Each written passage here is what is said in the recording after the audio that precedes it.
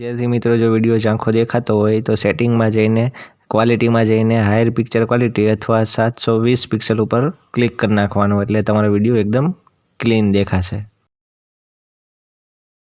Hello विद्यार्थी मित्रों, welcome to YouTube channel D solution. आज आपणे जोवानुं छे धोरण 7 में संस्कृतनी आइडियल स्वाध्याय पोथी में सत्र 2 नो 7मो अने छेल्लो पार्ट छे तमारो। ए आज आपणे जोवानो छे।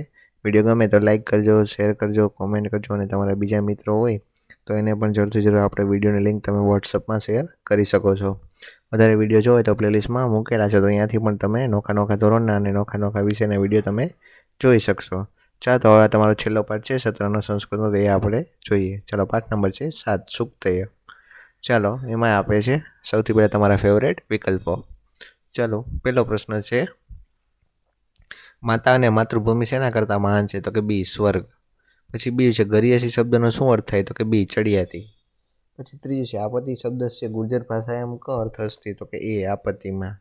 પછી ચોથું છે મિત્રની પરીક્ષા ક્યારે થાય છે? તો કે એ સંકટ સમયે। પછી પાંચમું છે શ્રદ્ધાવાનમ કી લભતે? તો કે એ જ્ઞાનમ। પછી છઠ્ઠું છે કેવો માણસ જ્ઞાન પ્રાપ્ત કરી શકે છે? તો કે બી શ્રદ્ધાવાળો। પછી સાતમું છે કેવી વ્યક્તિ પાસે બળ છે? તો કે બી જેની પાસે બુદ્ધિ છે। પછી આઠમું કળિયુગમાં શેમાં શક્તિ છે? તો કે બી સંગઠનમાં। પછી નવમું છે કલયુગે શબ્દનો શું અર્થ છે? તો કે એ કળિયુગમાં। પછી 10મું ધર્મનું પ્રથમ સાધન કયું છે? તો કે એ શરીર। પછી 11મું આદ્યમ શબ્દનો શું અર્થ છે? તો કે બી પ્રથમ। પછી બીજો પ્રશ્ન છે ખાલી જગ્યા પૂરો। ચાલો પહેલો છે આપદી મિત્ર પરીક્ષા, તો જવાબ આવશે આપદી। પછી બીજું બુદ્ધિ યશ્ય બલમ તસ્ય, તો જવાબ આવશે યશ્ય। પછી ત્રીજું જ્ઞાનમ ભારમ ક્રિયા વિના, તો જવાબ આવશે જ્ઞાનમ। પછી ચોથું શ્રદ્ધાવાનમ લભતે જ્ઞાનમ, તો જવાબ આવશે શ્રદ્ધાવાન। પછી પાંચમું છે શરીર માધ્યમ ખલું ધર્મ સાધનમ, તો જવાબ આવશે શરીર માધ્યમ। પછી ત્રીજો પ્રશ્ન છે નીચે આપેલા વિધાનો ખરા છે કે ખોટા તે નિશાની કરીને જણાવો। પેલું છે ક્રિયા વગરનો જ્ઞાનનો ભાર હોતો નથી, તો જવાબ આવશે ખોટું। પછી બીજું ગરિયસી એટલે ઉતરતી કક્ષાનો, તો જવાબ આવશે ખોટું। પછી ત્રીજું ખલું એટલે ખાલી, તો જવાબ આવશે ખોટું। પછી આગળ આવે છે ચોથો પ્રશ્ન, નીચે આપેલા પ્રશ્નોના ગુજરાતીમાં ઉત્તર આપો। ચાલો પેલું છે જ્ઞાન ક્યારે ભારરૂપ બને છે? તો કે અમલમાં મૂક્યા વિનાનું જ્ઞાન એટલે કે ક્રિયા વગરનું જ્ઞાન ભારરૂપ બને છે। પછી બીજું કર્મ વિના જ્ઞાન કેવું બને છે? તો કે કર્મ વિના જ્ઞાન ભારરૂપ બને છે।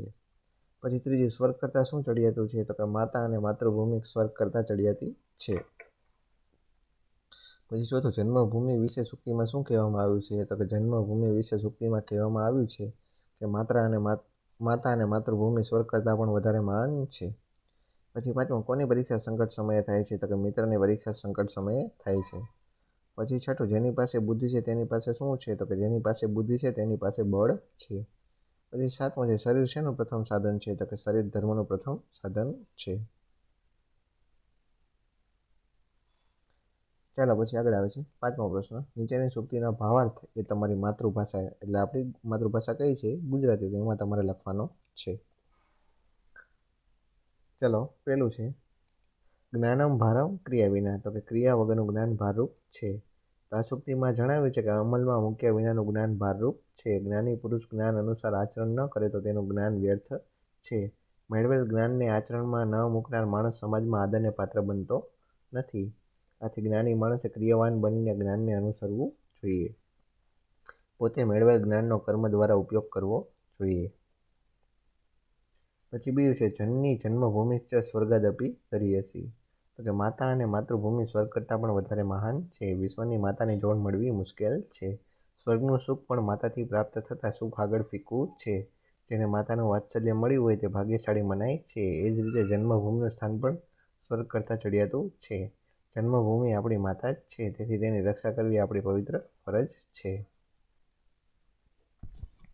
પછી ત્રીજું છે શરીર માધ્યમ ખલું ધર્મ સાધનમ, તો કે ખરેખર શરીર ધર્મનું પહેલું સાધન છે। આ પંક્તિમાં શરીર સ્વાસ્થ્યનું મહત્વ દર્શાવાયું છે। કહેવાય છે કે પહેલું સુખ તે જાતે નર્યા। શરીર આત્માનું મંદિર છે। શરીર વડે જ પરમાત્માને પ્રાપ્ત કરી શકાય છે। આ દુનિયામાં મનુષ્ય તેના માતા પિતા, ગુરુજનો, સ્વજનો વગેરે પ્રત્યેની ફરજ બજાવવાની હોય છે। આ ફરજ એટલે ધર્મ અને આ ધર્મનું પાલન શરીર વડે જ થાય છે। પછી ચોથું છે શ્રદ્ધાવાન લભતે જ્ઞાનમ, તો કે શ્રદ્ધાવાળો માણસ જ્ઞાન પ્રાપ્ત કરે છે। અર્થાત જે વ્યક્તિ પોતાના ગુરુ માટે પૂરેપૂરી શ્રદ્ધા ધરાવતો હોય તે પોતાના ગુરુ પાસેથી જ્ઞાન પ્રાપ્ત કરી શકે છે। જે માણસ શ્રદ્ધાથી જ્ઞાન પ્રાપ્ત કરે છે તે જ્ઞાનને તે આત્મસાત કરી શકે છે. આમ સાચી શ્રદ્ધા ધરાવનાર જ સાચું જ્ઞાન મેળવી શકે છે. પછી આગળ આવે છે છઠ્ઠો પ્રશ્ન. નીચેના સુવિચારોનો ગુજરાતીમાં અનુવાદ કરો. તો સુવિચાર આવી પછી એનો ગુજરાતીમાં આપણે ભાષાંતર કરવાનું છે. ચાલો, પેલું છે જનની જન્મભૂમિશ્ચ સ્વર્ગાદપી ગરેયસી. તો કે જનની અને જન્મભૂમિ સ્વર્ગ કરતાં પણ ચડિયાતી છે. પછી બીજું શ્રદ્ધાવાનમ લભતે જ્ઞાનમ. તો કે શ્રદ્ધાવાળો માણસ જ્ઞાન પ્રાપ્ત કરે છે. પછી ત્રીજું બુદ્ધિ યશ્યમ બલમ તસ્યમ. તો કે જેની પાસે બુદ્ધિ છે તેની પાસે બળ પણ છે. પછી ચોથું સંઘે શક્તિ કલયુગે. તો કે કળિયુગમાં સંગઠનમાં શક્તિ હોય છે. પછી પાંચમું શરીર માધ્યમ ખલો ધર્મ સાધનમ. તો કે ખરેખર શરીર ધર્મનું પહેલું સાધન છે. ચાલો, આ થઈ ગયું તમારા ગુજરાતીનો અનુવાદ. ચાલો, તો અહીંયા સરસ મજાની બધી સૂક્તિ આપી છે. પછી આગળ આવે છે સાતમો પ્રશ્ન. નીચેના સંસ્કૃત શબ્દોના સમાનાર્થીમાં સંસ્કૃત શબ્દ લખો. તો કે જે શબ્દ આપ્યો છે એનો તમારે સમાનાર્થી શબ્દ જે લખવાનો છે સંસ્કૃતમાં જ લખવાનો છે. ચાલો, પેલું છે જનની એટલે કે માતા. બીજું બુદ્ધિ એટલે કે મતિ. મિત્ર એટલે કે સખા. ભૂમિ એટલે કે વસુધા પણ કહેવાય, ધરા પણ કહેવાય અને અવની પણ કહેવાય છે. પછી આઠમું છે અશુદ્ધ વાક્યની સામે ખોટાની નિશાની કરવું. ચાલો, અશુદ્ધ વાક્ય હોય એટલે બરાબર છે, જે બરોબર ન હોય. તો પેલું છે આ ખોટું આવશે, બાલિકા ગચ્છતી. પછી ત્રીજા નંબરનું છે કુકુર ધાવંતી, એ અશુદ્ધ છે. પછી ચોથું છે ઉષ્ટ્રા હસતી, એ અશુદ્ધ છે, તો એની સામે પણ ચોકડી કરવાનું. અને છઠ્ઠા નંબરનું છે એસ દિવ્ય, તો એ પણ અશુદ્ધ છે, એની સામે પણ કરો ચોકડી.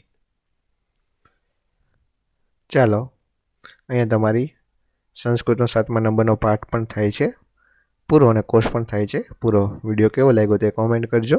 અને બીજા મિત્રોને પણ, તમારા મિત્રો હોય તો એને પણ વોટ્સઅપમાં આપણા વિડીયોની લિંક તમે શેર કરી શકો. જેથી કરીને દૂરના છેવાડાના વિદ્યાર્થી ભણતા હોય તો એને પણ આપણો વિડીયો મળી શકે અને એ પણ ભણી શકે. એટલા માટે જ આપણે બધા વિડીયો મૂકીએ છીએ. વધારે વિડીયો જોવો હોય તો આપણે પ્લેલિસ્ટમાં બધા વિડીયો આપણે મૂકેલા છે. નોખા ધોરણના 4થું 5મું, 4થા 5માનું ગણિત મૂકેલું છે. 6, 7, 8માં આપણે બધા વિષયના નોખા ધોરણના વિષય બધા મૂકેલા છે. તો પ્લેલિસ્ટમાં જઈશો એટલે અહીંયાથી પણ તમને બધા વિષયો બતાશે. બધા પ્લેલિસ્ટમાં વિડીયો આપણે એડ કરેલા છે. ચાલો, અહીંયા તમારો સંસ્કૃતના પણ વિડીયો થાય છે પૂરો. વિડીયો ગમ્યો હોય તો લાઇક શેર કરજો અને તમારા બીજા મિત્રોને પણ જરૂર શેર કરાવજો. ચાલો, તો વળી પાછા મળશું આપણે નવા વિડીયોમાં.